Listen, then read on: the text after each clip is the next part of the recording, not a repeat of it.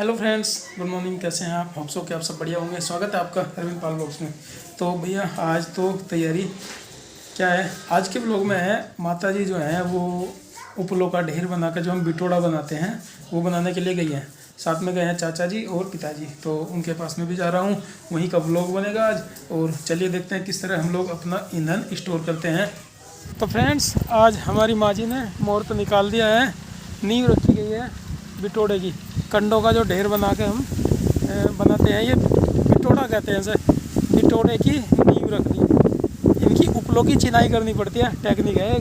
हम लोग लगाओगे तो आड़े तिरछे होकर ढह जाएंगे, लेकिन हमारी माँ जी के पास एक टेक्निक है जिससे इनकी उपलों की चिनाई करती है माँ जी।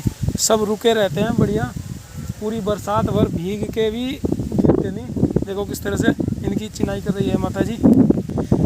गोलाई में रखे गए इनको, बीच में वहाँ रखे थे इस तरह से, और उसके बाद तो ये गोलाई वाली लाइनें हैं ऐसी, ये चलती रहे। ये गोल ढेर बन जाएगा इनका उपलों का। देखो कितनी लाइनें चल रही है, 1 2 3 4 लाइन एक साथ चल रही।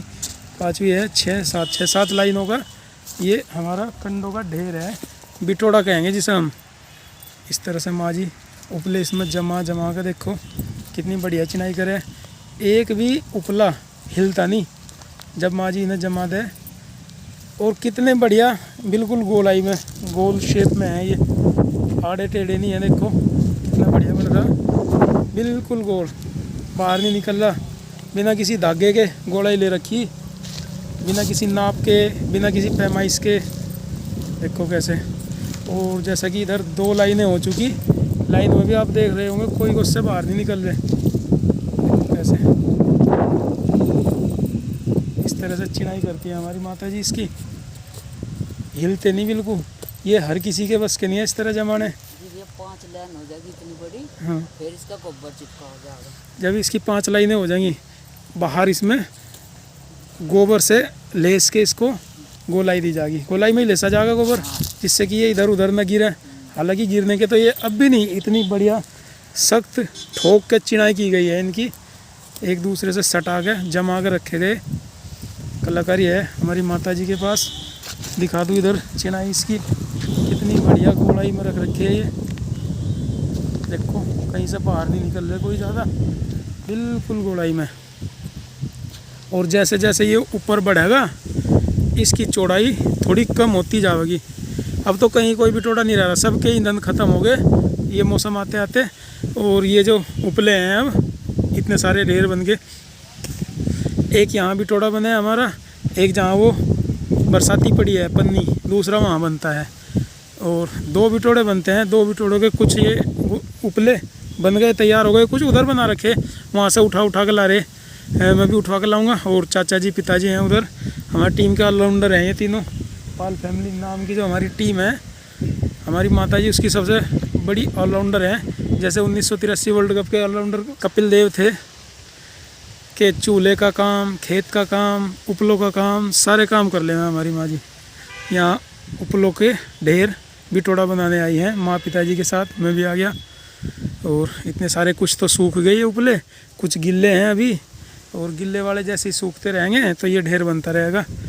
और जब ये बिटोड़ा पूरा हो जाना, क्या बताया माँ जी ने कि 5 लाइनें जब पूरी हो जाएंगी तो गोबर से इसको लेस देंगे।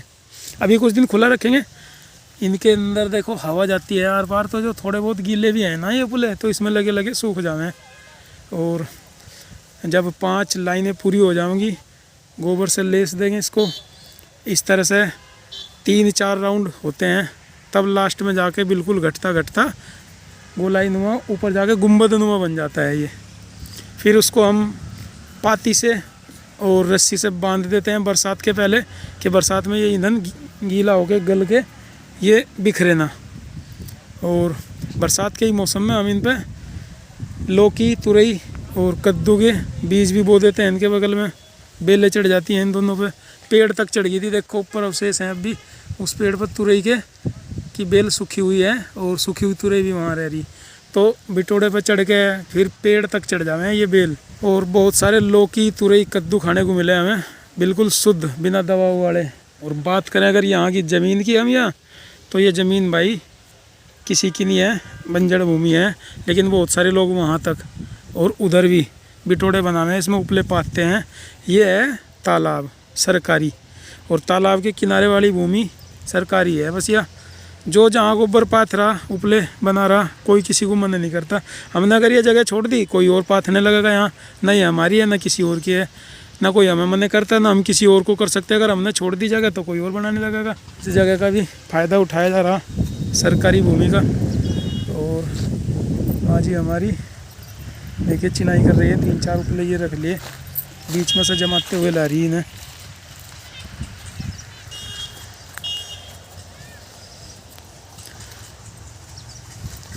इतने बढ़िया बना रखे, देखो हिलते भी नहीं, गिरना तो दूर की बात।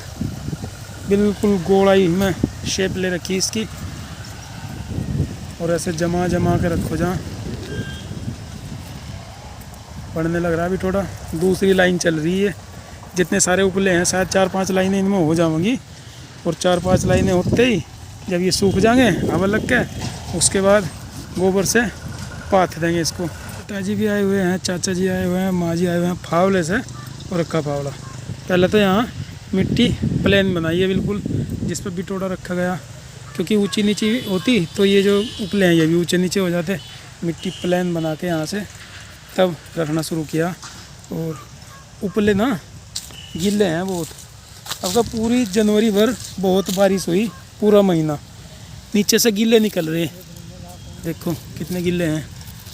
तो अभी इन्हें रख के उसमें कुछ दिन खुले छोड़ देंगे, और धूप लगेगी हवा लगेगी सूखेंगे। गर्मी बढ़ेगी ना अब, क्योंकि पिछले महीने तो इतनी बरसात हुई और 1 महीने तक तो सूर्य देवता भी नहीं निकले। अब ये ईंधन कुछ सूखना शुरू होगा, क्योंकि अब फरवरी के बाद बढ़िया धूप निकलेगी, पूरा ईंधन सूख जाएगा। ये उधर के तो उपले चाचा जी ने दिए, और इधर वाले मैंने दिए। 3 लाइन थी, ये एक रहेगी। अब जो सबसे नीचे के हैं ना ये बहुत गिल्ले हैं, इन्हें इस तरह मिला मिला के खड़े करूँगा। मेरे को भी आगे खड़े कर देंगे, ऐसे मिला मिला के खड़े कर दूँ। ये 1 दिन की धूप में 2 दिन की धूप में सूख जाओगे, फिर तब लगाओगे। आज शायद है 3 ही लाइन पूरी करेंगे, तीसरी लाइन चल रही, 3 पूरी हो जाओ, बाकी बाद में जब ये सूख जाएंगे तब लगाओगे इन्हें। नीचे वाली लाइन के उपले तो बिल्कुल गिल्ले निकले, देखो कैसे गिल्ले दिखाई दे रहे, और इनको अलट पलट के रख दिया मैंने। अब सूख जाएंगे ये, तब वो तीसरी लाइन है उससे ऊपर का तब काम किया जाएगा, जब ये वाले उपले सूख जाएंगे। इधर गांव से थोड़े से बाहर है हमारा पथवारा। यो एक मेहनत तो पड़े इसमें कि रोज़ सुबह शाम का जो गोबर हो है हमारे पशुओं का, वो तसले में भर के रेड़े में रख के यहाँ ला के डालना पड़ा है रोज़ सुबह शाम की। वो तो मेहनत है। बाकी जब ये उपले सूख जावे ना तो इन्हें तो हम रेड़े में एक बार ही भर के ले जावें, काफ़ी दिन तक चलते रहें, उनको डेली नहीं ले जाना पड़ता। ये तीसरी लाइन भी पूरी हो गई, 3 लाइन तो हो गई पूरी हमारी है।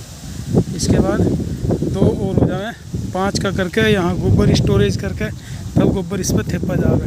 थक गई माँ जी, क्या माँ? मुंडे नहीं वे पलट दिए, इधर धूप लगेगी तब सूखेंगे। इतने 3 लाइनों जितने सूखे हुए थे, बाकी तो देखो कितने गिल्ले निकल गए। अब ये सूखेंगे तब रखे जाएंगे उस पर।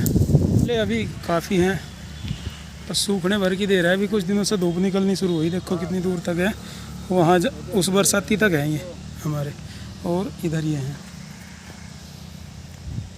इतने सारे उपले हैं, आधा हो जाएगा इनमें भी थोड़ा हमारा कम से कम ये पटिया पथवारे का काम तो हमारा। और अब चलेंगे हम लोग घर की तरफ। पिताजी तो चले गए, माँ जी हैं, चाचा जी और मैं। चले माँ? बिटोड़े के पास में ही हरी हरी सी घास जमी हुई थी कुछ, तो ये भी काट ली माँ जी ने। तो और पशुओं के चारे के काम होगी, अगोला में मिला के काट लेंगे, हरा चारा है, बढ़िया खाओगे। ऐसे हमारे बिटोड़े के पास भी एक कुतिया बिहारी, चाचा जी यूँ कह रहे कि भौंकती नहीं हो, किसी को कुछ नहीं कहती, छोटे छोटे सुंदर सुंदर से पिल्ले है उसके। मैं चाचा जी को कह रहा था कि शाम के टाइम एक रोटी ला के डाल दिया करो उससे, कुतिया को, जब वो कुछ नहीं कहती, काटती नहीं। ले आइयो, देखो कितने सुंदर सुंदर से पिल्ले हैं उसके, छोटे छोटे से। ये तो हैं भी कितने ही, 6-7, 1 2 3 4 5 6 हैं। 3-4 ब्राउन है, 1 गोल्डन और 2 ब्लैक से हैं। ज़्यादा नहीं छेड़ रहे। देखो कितने अच्छे लग रहे, सुंदर सुंदर से, क्यूट क्यूट से लेट रहे पत्ती में। ये सोच रहे हमारी माँ आ गई, उठ गया अब। चले हैं भाई हम तो, कभी इसकी माँ आ जा और धोखे में काट ही ले। इसके टाइम इसकी भी रोटी लाया करेंगे। एक ये आ गई, देखो भोगती नहीं, दो मिला हुआ है देख के। हाँ वहाँ है बच्चे, रोटी खाओगे शाम को तो जब भी। आज क्या रोज लाग रहे हो इसकी तो एक रोटी।